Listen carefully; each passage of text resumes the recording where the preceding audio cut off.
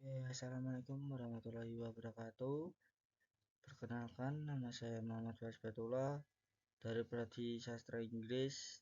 Di sini saya akan mempresentasikan tentang Pancasila sebagai etika politik.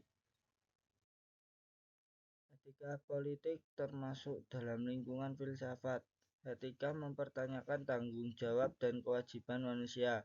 Etika berkaitan dengan norma moral, yaitu norma untuk mengukur betul salahnya tindakan manusia sebagai manusia. Dengan demikian, etika politik mempertanyakan tanggung jawab dan kewajiban manusia sebagai manusia, bukan hanya sebagai warga negara terhadap negaranya, hukum yang berlaku, dan lain sebagainya. Fungsi etika politik dalam masyarakat terbatas pada penyediaan alat-alat teoritis untuk mempertanyakan serta menjelaskan legitimasi politik secara tanggung jawab. Jadi, tidak berdasarkan emosi, prasangka, dan a priori, melainkan secara rasional, objektif, dan argumentatif. Etika politik tidak langsung mencampuri politik praktis karena tugas etika politik membantu agar pembahasan masalah-masalah dapat dijalankan secara otomatis. Legitimasi kekuasaan. Pokok permasalahan etika politik adalah legitimasi kekuasaan yang dapat dirumuskan dengan suatu pertanyaan, yaitu dengan moral apa seseorang atau sekelompok orang memegang dan menggunakan kekuasaan yang mereka miliki. Betapa besarnya kekuasaan seseorang, dia berhadapan dengan tuntutan untuk mempertanggungjawabkannya, karena masyarakat berhak untuk menuntut pertanggungjawaban. Seorang penguasa harus mempunyai wibawa, bertanggung jawab, dan berbudi pekerti yang luhur. Selanjutnya ada legitimasi kekuasaan, meliputi legitimasi etis dan legitimasi legalitas. Legitimasi etis yaitu pembenaran atau pengabsahan wewenang negara, kekuasaan negara berdasarkan prinsip-prinsip moral. Sedangkan legitimasi legalitas yaitu keabsahan kekuasaan itu berkaitan dengan fungsi-fungsi kekuasaan negara dan menuntut agar fungsi-fungsi itu diperoleh dan dilakukan sesuatu dengan hukum yang berlaku. Yang selanjutnya ada pengertian nilai, moral, dan norma.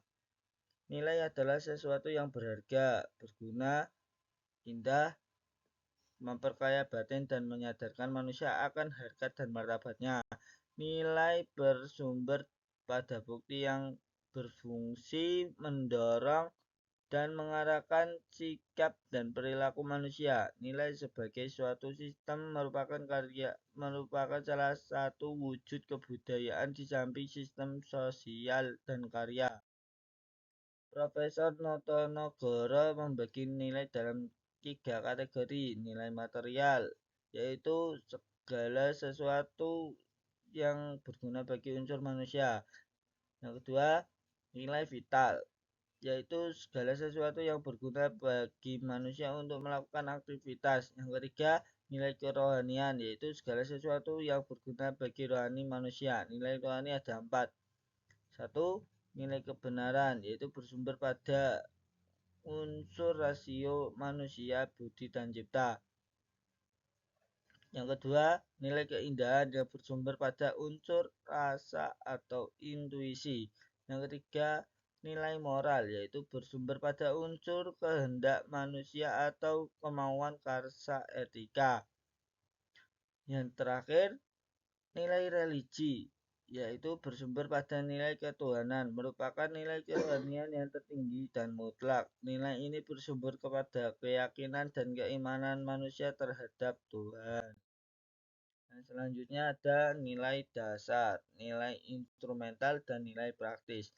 Nilai dasar, sekalipun nilai bersifat abstrak yang tidak dapat diamati melalui panca indera manusia, tetapi dalam kenyataannya nilai berhubungan dengan tingkah laku atau berbagai aspek kehidupan manusia dalam prakteknya. Setiap nilai memiliki nilai dasar, yaitu berupa hakikat, esensi, intisari, atau makna yang dalam dari nilai-nilai tersebut.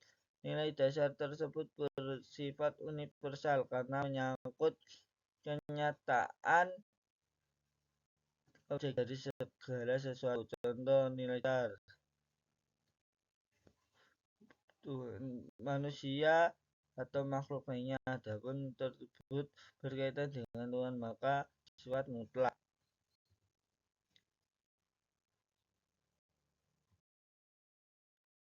Yang selanjutnya ada nilai instrumental. Nilai instrumental adalah nilai yang menjadi pedoman pelaksanaan dari nilai dasar. Nilai dasar belum dapat bermakna sepenuhnya apabila nilai dasar tersebut belum memiliki formulasi serta parameter atau ukuran yang jelas dan konkret. Dalam kehidupan kenegaraan kita mulai instrumental itu dapat kita temukan dalam pasal-pasal UUD 1945 yang merupakan penjabaran nilai-nilai yang terkandung dalam sila-sila Pancasila. Tanpa ketentuan dalam pasal-pasal UUD 1945, maka nilai-nilai dasar yang termuat dalam Pancasila belum memberikan konkret dalam praktek ketatanegaraan.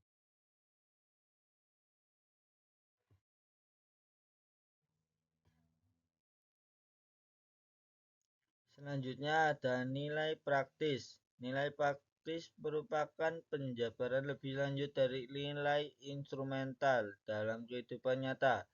Dengan demikian, nilai praktis merupakan pelaksanaan secara nyata dari nilai-nilai dasar dan nilai instrumental. Nilai praktis dalam kehidupan ketatanegaraan dapat ditemukan dalam undang-undang organik, yaitu semua perundang-undangan yang berada di bawah UUD 1945.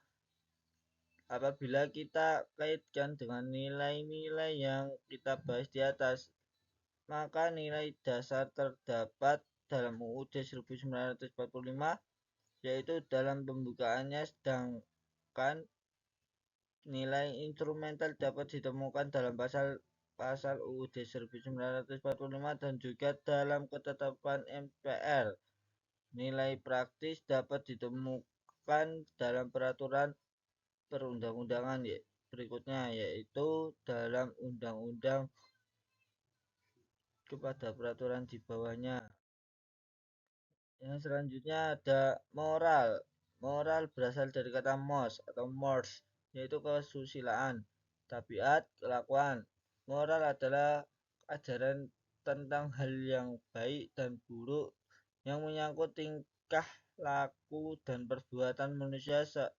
Seorang pribadi yang taat kepada aturan-aturan, kaidah-kaidah, dan norma-norma yang berlaku dalam masyarakatnya dianggap sesuai dan bertindak benar secara moral.